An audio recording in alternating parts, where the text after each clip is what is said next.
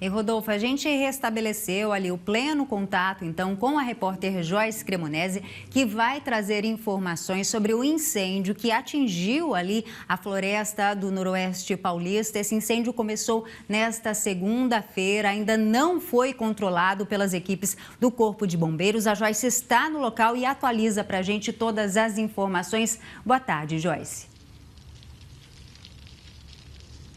Boa tarde, Mel. Boa tarde para todo mundo que acompanha a gente. Olha, infelizmente esse incêndio continua aqui na Floresta Estadual do Noroeste Paulista. São vários focos e o Corpo de Bombeiros e também a Defesa Civil trabalham neste momento para tentar controlar aí, então essas chamas, né? A gente vê que tem um pequeno foco bem aqui pertinho da gente. A gente tem aqui o caminhão, inclusive do SEMAI, tentando conter aqui essas chamas. Mas a gente olha, né, toda essa extensão. São muitos focos de incêndio, bastante fumaça e uma equipe, né, toda trabalhando, inclusive foi montado aqui, né, todo um comitê para conseguir aí, né, conter esse fogo, né, Corpo de Bombeiros, Defesa Civil, todo mundo trabalhando exatamente para tentar aí evitar que as chamas se espalhem, como a gente está vendo ali, o fogo, né, o calor, o vento, tudo isso contribui para que esse fogo ele se prolongue, né? A gente fez uma reportagem ontem, porque esse incêndio ele começou na segunda-feira, foi controlado, mas retomou então, e desde então todos esses homens vêm trabalhando aí para tentar conter as chamas. Vamos ver a reportagem. Da rodovia BR-153, dava para ver as chamas de grandes proporções que tomaram conta do céu de Rio Preto. O incêndio começou em áreas de replantio e atingiu a Floresta Estadual e a Estação Ecológica do Noroeste Paulista. A gente tenta ao máximo evitar o incêndio de copa.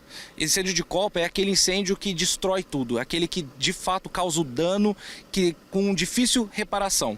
A gente tenta sempre focar nesse tipo de incêndio. Depois, aquele incêndio mais rasteiro, ele é um incêndio de melhor recuperação. Além da Defesa Civil e do Corpo de Bombeiros, funcionários de secretarias municipais, usinas de cana-de-açúcar, o helicóptero Águia e um avião agrícola atuaram na ocorrência. Durante os trabalhos, as equipes estão captando água na represa da Estação Ecológica para controlar as chamas. Caminhões-pipa de usinas de cana-de-açúcar, do SEMAI e o helicóptero Águia estão sendo abastecidos aqui e seguem em direção à área que foi atingida pelo fogo. Estamos com 10 viaturas, né? 10 caminhões de combate a incêndio, com 4 focos atualmente, né? Focos de mata dentro, né? Local de difícil acesso. E para fazer esse apoio também acionamos inicialmente o Comando de Aviação da Polícia Militar, com a Águia, com o helicóptero, asas rotativas, e às 15 horas iniciou também o combate através das asas fixas, né? É o contrato com as asas fixas ligando a Fundação Florestal, a Defesa Civil e o Corpo de Bombeiros. A Polícia Ambiental deve fazer um mapeamento para dimensionar o total da área queimada e também vai acionar a perícia para apurar as causas do incêndio. A partir de agora a gente vai esperar extinguir o fogo, né, controlar os incêndios. A gente vai fazer a medição da área através de GPS de satélite, ver exatamente que a área que foi queimada, ver exatamente o tipo de vegetação que foi queimada, se teve algum animal morto. A gente vai fazer uma análise mais detalhada, né, para ver se encontra algum animal morto, e ir atrás da culpabilidade, ver quem é responsável, se teve alguém responsável, se teve negligência, imperícia, imprudência de algum órgão, para a gente apontar um possível culpado ou se for uma causa que a gente não tenha conhecimento, né? Diante das condições climáticas da região, o Corpo de Bombeiros reforça as medidas para prevenir incêndios em vegetação. A orientação é sempre no sentido de não utilizar fogo para limpeza de terrenos, não utilizar fogo para, eventualmente, você passa num local que pode ter bicho, você tem medo, põe fogo. No retorno, você vai estar com esse terreno limpo. Uma fagulha pode pode sobrevoar e chegar aqui num local importante. Estamos num ápice, né, da nossa fase vermelha da Operação São Paulo Sempre Alerta, porque já vem um tempo de grande estiagem, ventos, temos rajadas de vento chegando nesse momento o calor que está aqui principalmente no interior, nessa nossa região do interior. Então, calor, vento e estiagem é a fórmula perfeita para o fogo. É isso mesmo, é a fórmula perfeita, infelizmente, para que o fogo aí se propague, né? E o trabalho continua, inclusive, com o helicóptero Águia, o avião, fazendo, né, esse revezamento desde as primeiras horas da manhã, para tentar conter as chamas aqui no local. Eu vou conversar com o Ivair, que é diretor da Defesa Civil aqui de São José do Rio Preto. O trabalho, né, que vem sendo feito, que começou então ontem, ele continua hoje, né? Boa tarde. Boa tarde, sim. A coordenação desse trabalho, dessa operação está a cargo do Corpo de Bombeiros e, claro, a participação do Comando da Aviação de Rio Preto. A Polícia Ambiental também esteve aqui e nós também, na parte de aviação, nós temos essa empresa contratada pela Fundação Florestal, além do Comitê Gestor, que faz parte de várias instituições, grande parte da Secretaria do município de Rio Preto. Nós temos caminhões aqui do SEMAI, caminhões dos Serviços Gerais, do Meio Ambiente, tratores também da agricultura, das empresas COFICO e também da Construeste. Então nós temos uns recursos, né, necessários para esse combate nesse momento. Nós temos, como foi dito, mais de 60 homens aqui nesse momento, né, atuando. Porém, a gente sabe, a gente está vendo em loco aqui que o vento ele fica mudando de direção e nós temos, nesse momento, 4 focos de incêndio, né? Então, a gente tem que dividir as equipes, mas eu creio que com esse aparato que nós temos aqui, a gente vai conseguir fazer a extinção. E qual é a maior dificuldade para conter as chamas, já que aqui é uma reserva, né? Então, imagino que o acesso a essas áreas é mais complicado. Sim, na Mata Fechada, quando começou na Estação Ecológica do Noroeste Paulista, na segunda-feira, é uma mata fechada, cheio assim, difícil de entrar, de locomover, né? Então, mesmo assim, as equipes fizeram combate direto.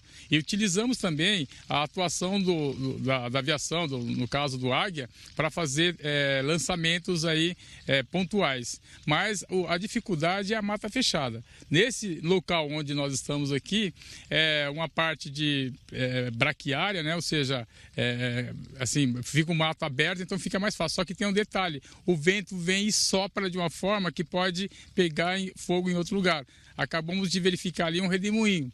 Esse redemoinho era composto só de fumaça, vento, mas pode ser no local aqui com chamas, com faíscas e levar para outro lugar mais distante. Essa é a preocupação nossa. Tá certo, obrigada pelas informações. E só para a gente ter uma noção da situação atual, a umidade relativa do ar está em 24%. A temperatura acima de 32%, ou seja, né, tudo isso somado ao vento, né, só torna toda essa situação ainda pior. Por isso é muito importante que a população redobre os cuidados, principalmente nessa época do ano e numa situação como essa, bebendo bastante água e evitando fazer atividades físicas ao ar livre, porque tem muita fumaça. Nossa, é impressionante a gente acompanhando ali as imagens do nosso cinegrafista Alcir Medeiros. O avião sumiu completamente ali em meio à fumaça, mesmo o redemoinho, os telespectadores não conseguiram. É o Francisco que está lá com a Joyce, o Francisco Mesquita. Então, os telespectadores não conseguiram ver enquanto a reportagem estava sendo exibida. É o Alcir mesmo que está lá, o querido Alcir Medeiros, então. Passou um redemoinho, como disse ali o diretor da Defesa Civil, e a gente fica assim, com medo do que pode acontecer. Então, eu tenho 2 pedidos para você, Joyce. Primeira coisa, vocês estão no local seguro? Porque o primeiro pedido é para você deixar um pouquinho esse barulho, que a gente ouve perfeitamente o barulho do fogo aí consumindo essa vegetação seca demais. Então, tá bem aqui. Deixar um pouquinho, saber se vocês estão em segurança e perguntar para o diretor da Defesa Civil se ele já tem a dimensão de o quanto queimou, do tamanho desse prejuízo ambiental. Eu vou conversar aqui novamente com relação à extensão. Ainda não há um levantamento com relação a isso, né? Sim, nós não temos essa extensão ainda para passar, mesmo porque não dá para precisar. Vira e mexe, fica entrando, aparecendo outros focos. Então, vamos terminar a operação total, aí vai fazer um levantamento, né?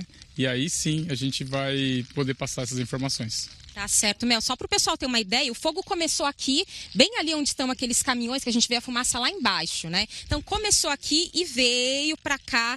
E quando a gente estava chegando aqui atrás, né, do Alcir, lá do outro lado a gente viu inclusive focos de incêndio. Então é uma área gigantesca que foi atingida, sem dúvida.